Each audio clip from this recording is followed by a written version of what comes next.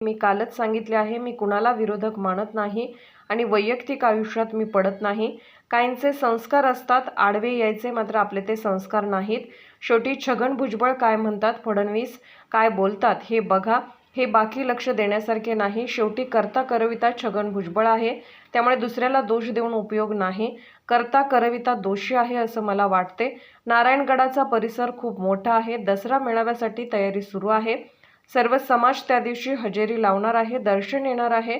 आम्ही एकमेकांशी संवाद साधणार आहोत. आमच्या भेटीगाठीचा तो विराट सण असणार आहे. मी बरोबर 12 वाजता गडावर चढणार आहे. 2 वाजेपर्यंत कोणीही गड उतरणार नाही. माझे काही म्हणणे नाहीच. मी सरळ आहे. मी ज्याला विरोधक मानतो त्याचा तुकडाच पाडतो. मात्र मी ज्याला विरोधक मानत नाही त्यांच्यावर मी बोलतच नाही. कोणी अडचणीत आला असेल तर त्याला अजून अडचणीत करण्याचे संस्कार आमच्यावर नाहीत. आम्ही दुजाभाव मानत नाही. माझ्या समाजाचे दुःख मांडण्यासाठी आम्ही का तिथे येऊ नये? त्यांना तर पायावर दगड पाडून घ्यायचा असेल तर ते घेतील. मराठ्यांना सोडून मार्गक्रमण करू ही जर त्यांची मानसिकता असेल तर कळेल. त्यांना आरक्षण नाही दिलं तर यांचा खेळ खल्लास व धिंगाणा होणार आहे. मराठ्यांच्या नादी लागायचे नाही आणि गोड बोलून तर मुळीच फसवायचे नाही. मला प्रयत्न होता असं सांगितलंय. संभाजीराजांवरून गंभीर आरोप केलेले आहेत आणि त्याचा एक रिपोर्ट आलाय, प्राथमिक रिपोर्ट, ज्यामध्ये त्यांनी मध्यप्राशन केलं नसल्याचं सुद्धा त्या रिपोर्टचं म्हणणं आहे. काय सांगतात? मग काय, मी कालच सांगितलं या विषय काय विषय घेतला बस सकाळी सकाळी. मी कोणाला विरोधक मानत नाही कधी. ज्याला मानायचं त्याला सोडित नाही. त्यामुळे कालच सांगितलं वैयक्तिक कोणाच्या जीवनात मी नाही पडत. वैयक्तिक जीवनात मी हे कालच सांगितलं की पडत नाही. मला ती सवय बी नाही. आपले संस्कारच नाहीत ते. आपण ज्या विषयावरती आपले वैचारिक वादविवाद संवाद आहे त्यावरती मी काम करायचं काम करतो. कारण मी तसल्या तराला लागल्यावर मी मागे सरकत नाही. त्यामुळं आपण कोणाला विरोधक मानला नाही. वैयक्तिक जीवनात कोणाच्या पडत नाही. कोणा तिकडे काही हो, मला ते शिदे नाही घेणार. तुमचा जो आरोप आहे मला जिवे मारण्याचा प्रयत्न आहे. हे काय जाऊ द्या, ते काय त्याच्याविषयी आपण बोलतच नाहीत. ज्यांना आपण विरोधक मानत बी नाहीत. आणि काही काहींचे संस्कार असतील ते विनाकारण एकमेकाला आडवं पडायचं, ते संस्कार आमच्यावर नाही. एकमेकाला आडवं पडायचं कारण आम्ही कोणाचं नाव चुकत नाही. त्याला तुका काही सवय असते ते आम्ही कोणाचा विचार नाही करत. कोणाला कधी विरोधक मानत नाहीत आणि मानलं तर त्याला सोडत नाही. आपला रूल आहे आणि आपण आपल्या शब्दापासून रूल पासून माग हटत नसतो. मानत नाही आणि वैयक्तिक जीवनात कोणाचे मी पडतच नाही. वैयक्तिक आयुष्य असतं त्यामुळे काही प्रश्नच येत नाही.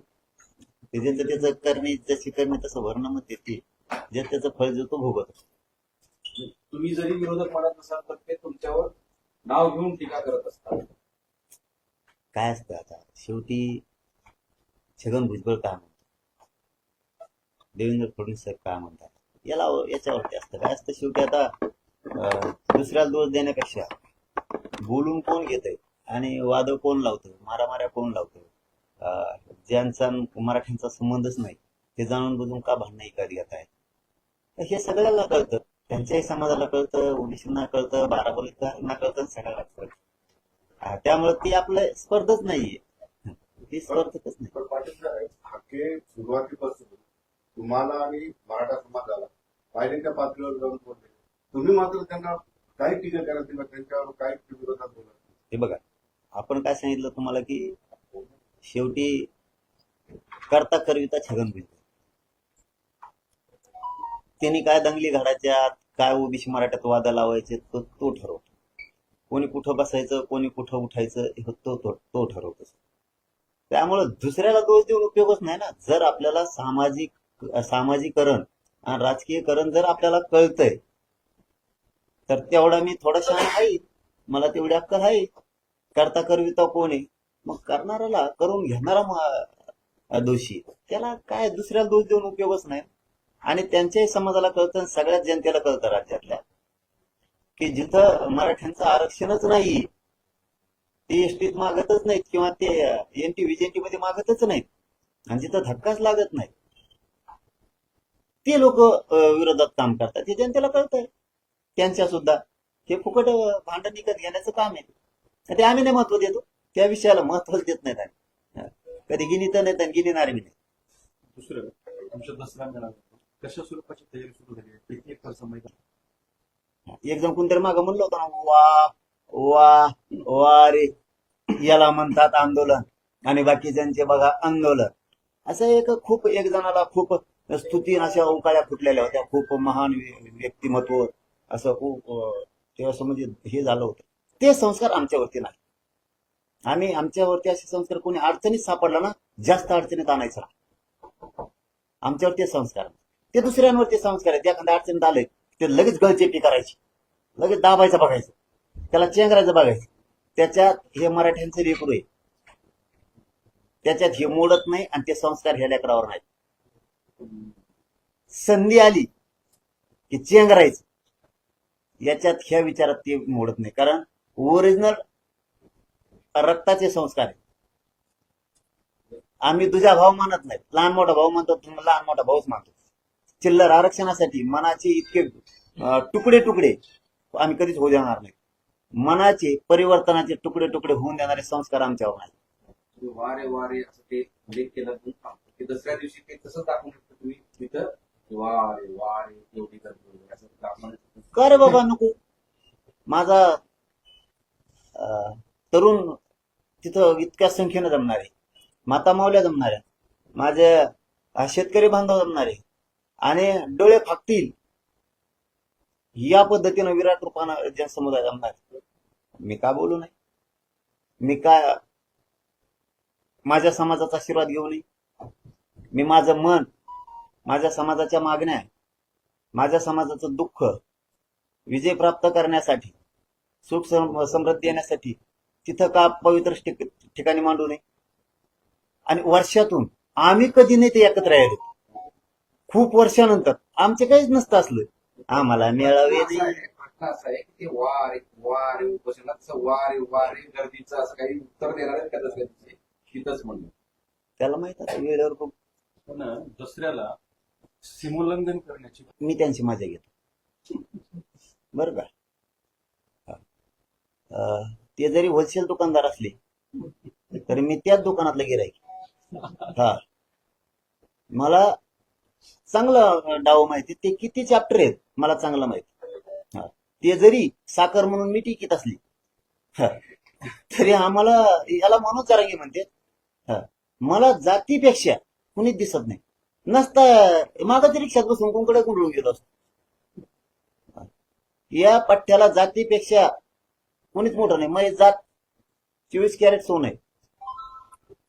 माझ्या पुढे ढेगारा जरी घातला सोन्याचा आणि पैशाचा, आणि जर म्हणले तुला ह्यो समाज आहे आणि पैसे आहेत, हे हिरे माणिक मोती आहेत, कोणचं उचलायचं तर मी समाजच उचली. मला समाज पाहिजे म्हणून, मला हे नको.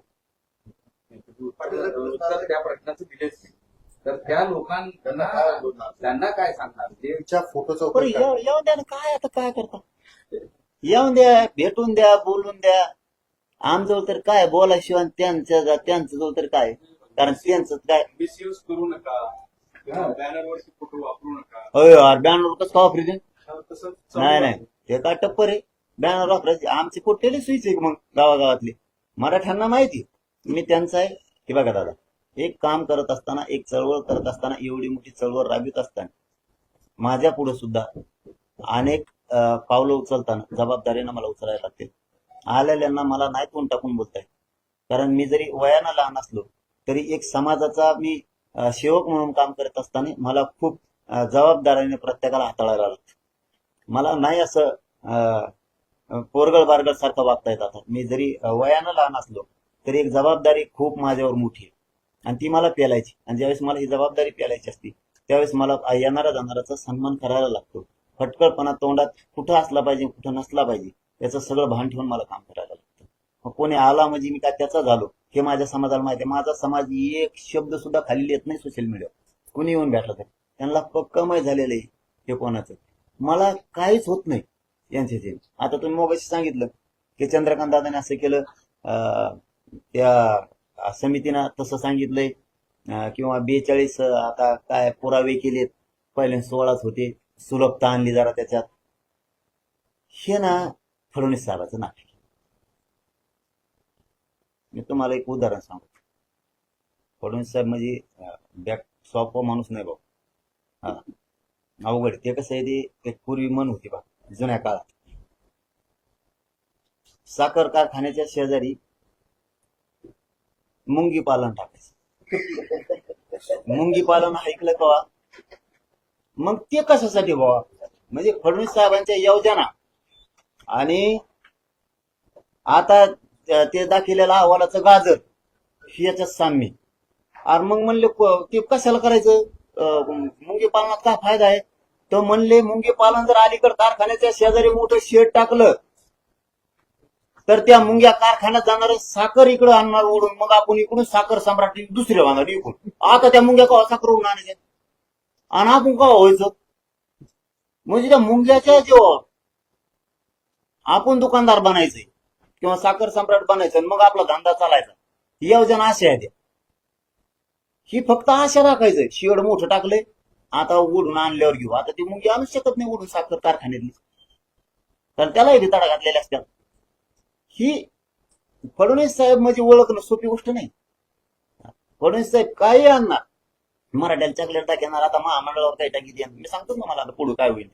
महामंडळावर थोडं टाकते, सारथीवर थोडं टाकी देन, आणखीन 1-2 योजना आणते, पुन्हा तुम्हाला प्रमाणपत्र दिले म्हणते, अमुक काहीतरी केलं म्हणते आणि नादी लावते. पण लोक हुशार झाले. असंच फसवलं त्यांनी. धनगर असेल, मराठा असेल, मुस्लिम असेल, दलित असेल, 12 बरुद्दार असेल, सर्वसामान्य ओबीसी असेल, सगळ्यांचा शेतकऱ्यांचा उभा कार्यक्रम लावून टाकला. काहीच मिळाणार, अनुदान मिळालं तर बाकीचं काय? ही सगळी बनवा बनवी आहे. पण आता लोक त्याच्या पुढे गेले आणि मी मात्र माझ्या समाजाला आरक्षण मिळवून दिल्याशिवाय वाटत. माझं फडणवीस साहेबांना पुन्हा एकदा विनंती, तुम्ही आमचे विरोधक नाही. मी जवळपास 23 दिवस झाले असते फडणवीस साहेबांच्या विरोधात एक ब्र शब्द सुद्धा काढला नाही, कारण राजकीय भाषा मला वापरायचीच नाही फडणवीस साहेबांच्या विरोधात. पण त्याच्यानंतर मी ऐकणार, आचारसंहिता जर लागली आरक्षण दिलं नाही तर मी अंडे पिल्ले पुरे बाहेर टाक. आणि पाटील साहेब, तुम्ही निवडणुकीच्या बद्दल काही स्पष्ट बोलायला तयार नाही, पण तळागाळात तर आता प्रत्येक गावातून 20 मराठा सेवक जमवायला सुरुवात केली. ते काय अभियान आहे? प्रत्येक गावातून 20 मराठा काय करतात? नाही 20 स्वयं मराठा सेवक म्हणून जे घ्यायचे ते 20 किमान शब्द वापरले आहेत. 20च करा असं नाही, गावात 100 होऊ शकते. 20च का? बूथ कमिटी नंबर प्रत्येक घरातल्या माणूस त्यात होऊ शकतो, प्रत्येक घरातलाही होऊ शकतो. त्याच्यामुळे ते वाढले तरी वाढू द्या म्हणून सांगितलेलं आहे मी त्यांना. आणि ते सामाजिक कामासाठी, राजकीय त्याच्यात हस्तक्षेप कसलाच नसणार. आणि ज्या दिवशी ओपन करायचं त्या दिवशी बूथ कमिटीची गरजच नाही आम्हाला. म्हणजे तुम्हाला क्लिअरच सांगतो, मी हा म्हणलो असतो, घरातला माणूस आमच्या बूथ कमिटीची माणूस. यावेळेस फक्त 7 फक्त टक्केच बाजूला राहणार. सगळा मराठा गावातला एका बाजूला राहणार. 93% आसपास एका बाजूला मराठा राहणार. सगळी तेच आमचे एजंट, तेच बुथ, तेच सगळं आमचं तेच. गावच अर्ध्याच्या पुढे आमचे 70% काय गरज आहे कशी? हे कोणाला करावं लागतं? जेनेले चोट्टे चट्टे चोऱ्या चाऱ्या केले, खिशे कापू बारकाले मोठाले, चोट्टे चट्टे बांधावरचे गवत कापिणारे, यांना करावं लागतं. टीमा अशा तयार उली चोट्टे, हे खिशे कापू सगळे जमा केलेले त्यांनी. आता यांना करायला लागतं. आता इथं गावच काय करायचं? सगळ्यालाच मान, सगळे. फक्त ते एक समाजासाठी काय आहे त्याची सत्य हकीकतच सांगतो मी एका सेकंदात तुम्हाला.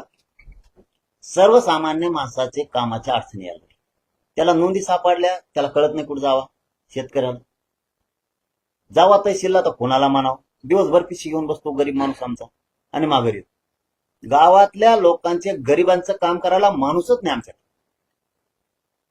लाट प्रचंड आहे, हा कमार एक लाखात आहे, पण गरिबाची काम करायचे कोणी? अडीअडचणी सोडायचे कोणी? त्यांच्या सहकार्याला, त्यांच्या मदतीला जायचं कोणी? त्यांनी सांगायचं कोणाला? मग कुठेतरी ठिकाण असलं पाहिजे. हे 20-50 पोर आहेत बाबा, या ठिकाणी गावकरी चालता शेतात जातात, सांगू शकता मला अडचण अशी दवाखान्यात पेशंट आहे बुवा, एखादा फोन करून सांगा. किंवा पोलीस स्टेशनला अडचण आहे, किंवा कुठे ऍक्सिडेंट झालाय, किंवा त्याचं नोंदीचं काम आहे, किंवा त्याच्या अनुदानाचं काम आहे, किंवा एखाद्या शेतकऱ्याचं बँकेत काम आहे, त्याचा त्या तालुक्याला जायचा खर्च वाचणार आहे. चालतं सांगू शकतो ते माझं काम आहे, ते आपल्या तालुक्याच्या पोरात सांगते, तालुक्यात जिल्ह्यात सांगून ते काम करून घेते. गोर गरिबांच्या अडचणी ज्यावेळेस माझ्याकडे आल्या, ती कामं सोडवण्यासाठी, एकमेकाच्या मदतीसाठी मला ती टीम उभा करायची. असं सांगू कोणाला? असं झालं गोळा का समजा, याच सांगायचं कोणाला? एकाला सांगितलं सगळ्या मराठ्यांना सांगितलं. असं मला ती प्रचंड मोठी फळी त्या राज्यात उभा करायचं ती चालू आहे. दादा, मराठा समाजाला त्रास देणारे काही राजकीय नेते आहेत, त्यांनी वारंवार खोट्या केसेस दाखल केलेल्या आहेत. अशा नेत्यांना ठाकरे गटांकडून विधानसभेची उमेदवारी देण्याचा प्रयत्न होतो, जवळपास संभाव्य उमेदवार म्हणून जाहीर होतोय. अशा लोकांना कोणचं मत आहे? नाही, हे बघा, ते राजकीयवरती मी नाही. ते कोणत्या पक्षानं कोणाला द्यावं कोणाला देऊ नये हा ज्याचा त्याचा भाग आहे, तो त्यांचा भाग आहे, तो माझा विषयच नाहीये. आमचा विषय आरक्षणाशी दगाफटका केलेला राहणार. राजकीय करिअर आम्ही त्याचं घालव, मग तो कोणत्या पक्षाचा आम्ही त्याला सोडतो. त्यामुळं फडणवीस साहेबांना पुन्हा शेवटी जाताना सांगतो की तुम्हाला संधी, फडणवीस साहेब, आमचं आरक्षण आम्हाला द्या, आचारसंहिता लागायच्या आमच्या मागण्याची सगळ्या अंमलबजावणी करा. मराठ्यांना डावलून तुम्ही यश कधीच मिळू शकणार नाहीत. आणि मराठी आम्हाला आरक्षण न देता आचारसंहिता लावून निवडणूक घेतल्या तर तुम्हाला कधीच विजयाचा टिळा लागू देणार नाही.